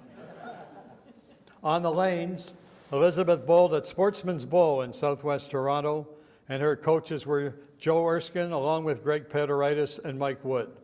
In the left picture, Elizabeth won the Ontario Junior Singles title, and on the right is her National Junior Singles title in St. John's, Newfoundland, that same year. In the adult ranks, Elizabeth has been a powerful force for 35 years. As well, she represented several zones. We begin in 1990 with a York West mixed team, that were provincial champions. From the top left are Steve Konopelke, Audrey McConvey, Steve Alexiitis, the Carlings rep. The scorer is Barb Collins and Lauren Shook. Kneeling are Elizabeth, Glenda Brown, Rick Wilkins, and the coach, Arnold Vesic. This team won a silver medal at the Nationals, also held in Hamilton. Elizabeth was the singles rep on 22 of 29 ladies teams. And in 1998, she won the first of 3 provincial singles titles and is pictured here with sponsor Sid Morris. Her Toronto ladies team were also victorious that year. From the top left is Elizabeth, Teresa Palmatier, the coach Wayne Finley, Anna Swartzman, and Debbie McAlpine. Kneeling are Mandy Annie, Kathleen Coombs-Ronaldson, and Crystal Chislett. Elizabeth would win again in 2006, here with Jim Thorpe, and in 2014, she won again with Mitch Davies. Overall, Elizabeth was on 6 provincial winning ladies teams. This team from 2016 won in Regina, and Elizabeth was named to the All-Star team. From the top left, our presenter, Kevin Jepson, Lindsay Laporte, Christy Lampman, and Elizabeth. Seated are Carol Mokazicki, Kayla Anderson, Coach Andrew Lampman, and Carol McDonnell. Elizabeth was equally dominant in the Master Bowlers Association. From 1994 to 2001, she won 7 events.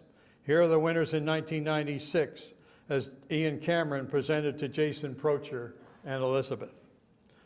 In 1998, she won the Fall Classic with Bernie Menard, and the sponsor, of course, in the middle is Sid Morris.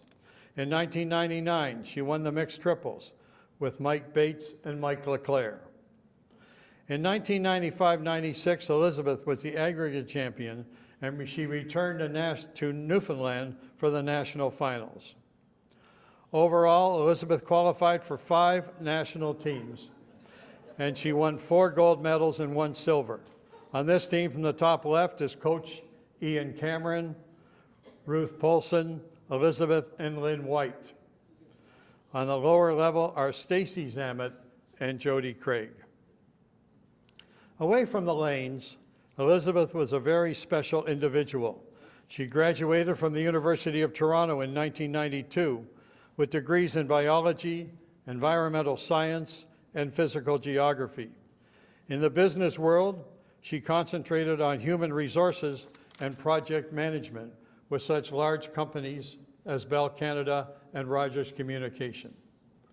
That said, she never forgot her chosen sport.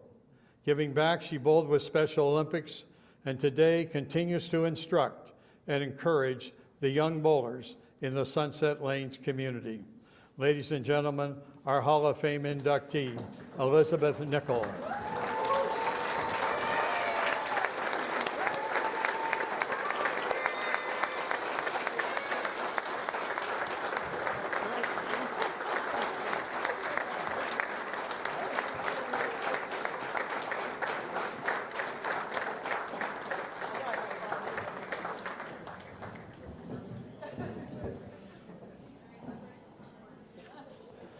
See how this works.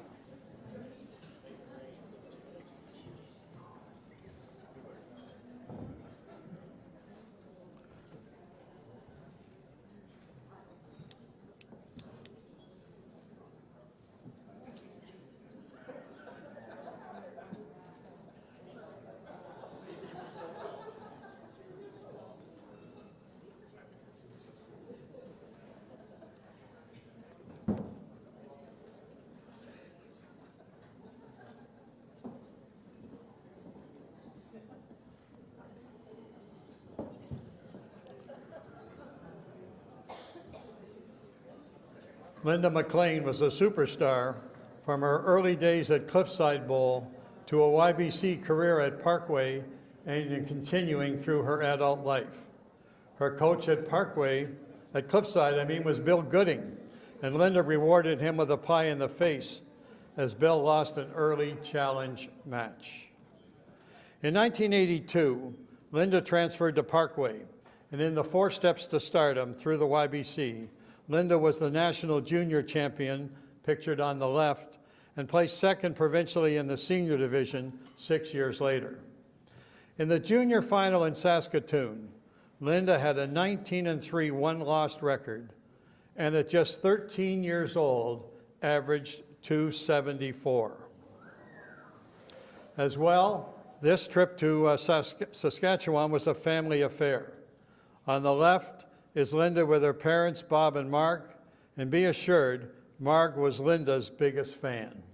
On the right, her sisters were also there, and clockwise from the left are Debbie, Kim, who came over from Alberta, Susan, and champion Linda in the center. In 1984, Linda averaged 254 to lead this team to a Pepsi High School national title.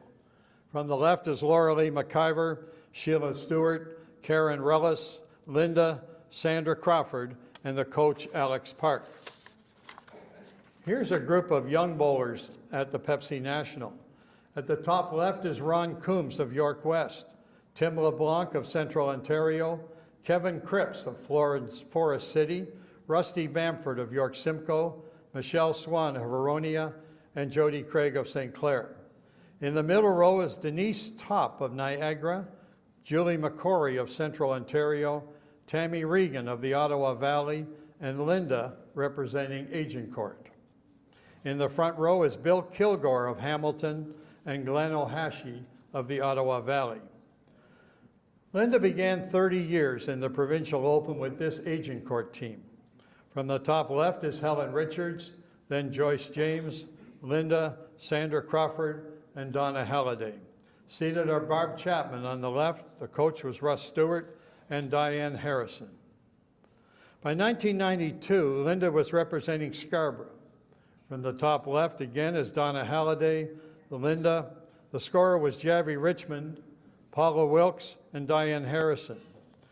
Seated is Linda's sister, of course, Sue, Coach Ian MacLean, a future husband, and Barb Chapman. By 2002, Linda was representing Ontario Durham. At the top left here is Patty Felto, Teresa Palmer, Linda and Karen Kearns. Seated are Barb Chapman, the coach Walter Heaney, and Judy Begley. 2009 was the year for retro uniforms as bowling celebrated, of course, 100 years. From the top left is Linda, Sharon Martirino, Christina Carey, and Kelly MacArthur. Seated are Candace Brackenberry, Coach Ross McNicoll, and Laura Spolestra. Linda has been the singles rep in 26 of her 30 opens and is pictured here with Greg Pederitis. Here's a years of service photo at the Open with Riel Champagne congratulating Connie Ward, Kevin Berg, and Linda. For 30 years, Linda here is congratulated by Brenda Hamilton. Linda has dominated in the Master Bowlers Association as well. When Gary Burkholder introduced Snyder's to the Ladies Tour, Linda won 2 of the 4 events and is seen here with Kathy Barker, a winner of an event as well. At the year end, the MBAO recognized all the winners, and at the top left is Jen Donovan, then the sponsor rep, and then Brenda Pankoff. Linda is at the bottom left with Kathy Barker. In her first year in the Masters, she won the mixed triples, seen here with Brian Kay and Ernie Tatarin in the year-end presentation. There's also the sponsor and Ian Cameron and Don Gorman of the MBAO. She won a second mixed triples with Jeff Canham and Don Russell. Here's another victory with Paul Roeder. And on the left is Sean Morris, and on the right is Sam White of the MBAO. Linda also won the annual Oktoberfest event and is seen here with the men's winner, Mike Wilson. Her 5th winner was extra special, as she won the Special Olympics event. And from the left, of course, is Tom Horton, Rob McLean of Special Olympics, her Special Olympics partner, Warren Wright, and Jim Spence, who was also with Special Olympics. And of course, that's Linda there as well. In an added MBAO event, Linda won the Mark 10 accuracy contest and is seen here with the men's winner, Nick Pagniello, and Henry Fair of the MBAO. As the leading money winner in the ladies division, Linda was a guest of the Toronto Blue Jays. And on the field at the Rogers Center, she's congratulated by Toronto Blue Jays relief pitcher Tom Henke. In the NBAC Nationals, Linda has 9 medals with 3 gold, 5 silver, and a bronze. This team won a silver medal in 1989 with, from the top left, our coach Dot Britton, Anna Swartzman, Sue Wanklin, and Brenda Pankoff. Seated are Linda and Lena Chibb of the NBAO. Sue Wise was also on this team that represented Ontario in Newfoundland. Linda has constantly given back to our sport. From her roots as a teacher, she instructs at NEBS in Oshawa, and of course attends the annual bowling school, seen here with the one and only Fraser Hambley. Linda and Ian were married in 1995 and have raised 2 boys, Cameron, 19, and Justin, 23. And as we say, both are doing well. Linda and her sister celebrated the 80th birthday of their mother, Marg, in Niagara-on-the-Lake. And from the top left are Debbie, Kim, their mother, of course, Marg, Susan, and Linda. Ladies and gentlemen, our Hall of Famer, Linda MacLean.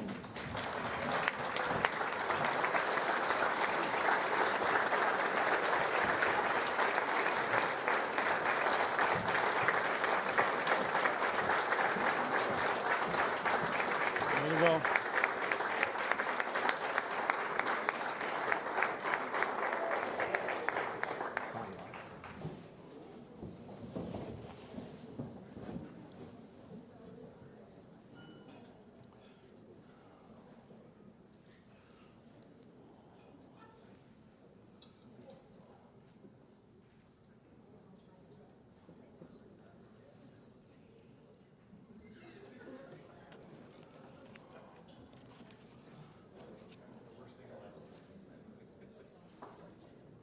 Thank you.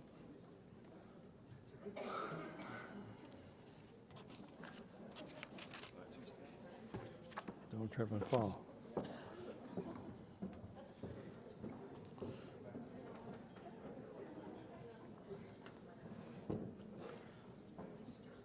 Before I step away here, I do want to congratulate Gary Kehoe on the excellent job he's done as our MC here tonight.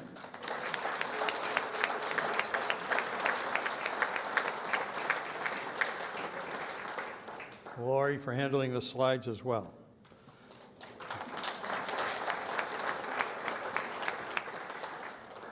But in some notes here too, I want to thank all the honorees as well for their full cooperation that they've given me over the last several months. As well, I enjoy this process, and I certainly thank the Ontario 5-Pin Bowlers Association for the opportunity. But in closing, I do want to personally thank John Cresswell, honored here tonight, but for his technical support in completing this presentation. It doesn't work without him, and he makes it look, I think, he makes it look pretty good. So even with our little airplane as well.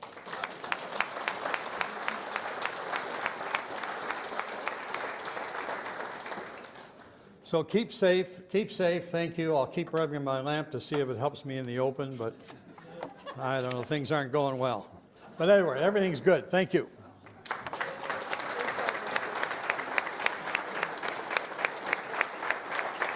I walk out of here without killing myself. Thank you.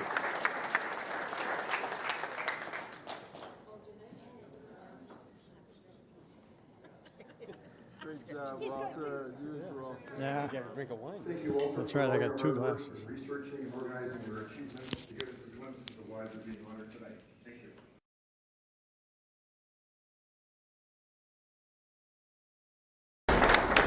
For inductees, I believe that one does not set out with the goal of being a member of the Hall of Fame, but because of your love of the game and your dedication to it, it has led you here.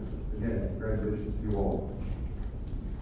To all the 05 members here tonight who will be attending the semi-annual general meeting in the morning, just a reminder, it starts at 9 a.m. And John would like to say as a gift, give you an extra hour tonight just because. Okay, we reached the halfway point of tonight's ceremony.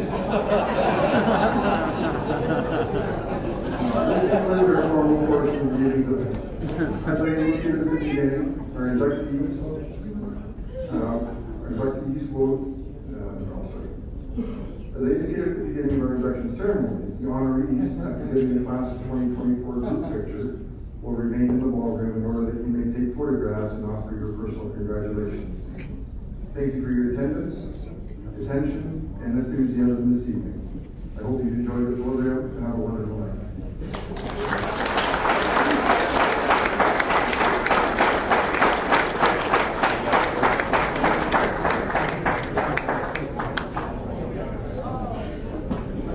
One other thing, my apologies. The 05 has just introduced a new line of paraphernalia, clothing, hats, etc.